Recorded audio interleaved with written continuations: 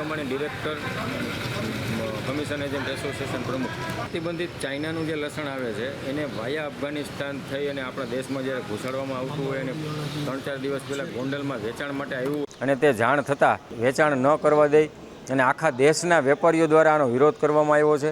અને આખા દેશના વેપારીઓ આજે લસણના વેપારથી અળગા રહી અને રાજકોટ માર્કેટિંગ યાર્ડ એને સમર્થન આપે છે. તેમજ સૌરાષ્ટ્રના તમામ માર્કેટિંગ યાર્ડો આજે એક દિવસ પૂરતું બંધ રાખી અને એને સમર્થન અમે આપીએ છીએ.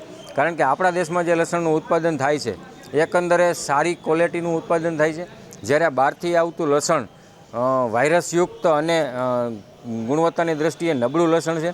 એને ધ્યાનમાં રાખી અને આપણા દેશના ખેડૂતોને નુકસાની ન જાય, આપણા દેશના ખેડૂતોને નુકસાનીનો સામનો ન કરવો પડે એટલા માટે થઈ આજના દિવસો બંધ રાખી અને સરકારને અમે અપીલ કરી રહ્યા છીએ કે આ લસણ જે દેશમાં ઘૂસાડવામાં આવ્યું છે એની ઉપર ચાપતો નજર રાખી અને કોણ વ્યક્તિઓ આમાં સંડોવાયેલા છે એને પકડી લેવા જોઈએ. કારણ કે ગોંડલમાં લસણ આવ્યું એટલે 30 કટ્ટા લસણ અત્યારે વેચાણમાં આવ્યું છે, તો એની સામે આખું કન્ટેનર આવ્યું હોય અથવા તો 5 કન્ટેનરે પણ મગાવ્યા હોય તો આ જથ્થાને ક્યાં રાખવામાં આવ્યો છે એની તપાસ કરી અને યોગ્ય કાર્યવાહી અને પગલાં લેવા જોઈએ. આમ જોઈએ તો ગત વર્ષે પણ આપણા દેશમાં લસણના ભાવ સારા હતા, એટલે ગત વર્ષે પણ ઘૂસાડવાના પ્રયત્નો થયા હતા.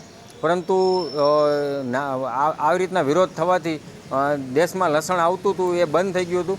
જ્યારે આ વર્ષે પ્રથમ પ્રયાસ કર્યો હતો અને પ્રથમ પ્રયાસ ગોંડલથી નિષ્ફળ થયેલો છે, એટલે હવે એ લોકો મંગાવશે ને એ અમને ખાતરી છે.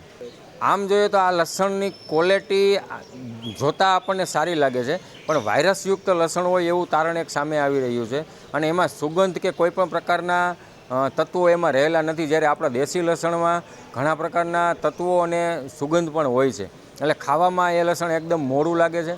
સાઇઝમાં મોટું આવે છે, સફરજન ટાઈપનો આખો ગાંઠિયો આવે છે અને ગુલાબી કલરની ઝાંય પડે છે.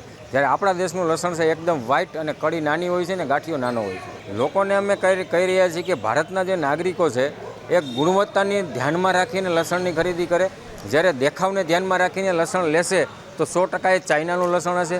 ગુણવત્તાને ધ્યાનમાં રાખીને લસણ લેશે તો આપણા દેશનું લસણ અને આપણા ખેડૂતોનું વાવેલું અને આપણા દેશમાંથી પકાવેલું લસણ ખેડૂતોને પણ આર્થિક રીતે ફાયદો થશે.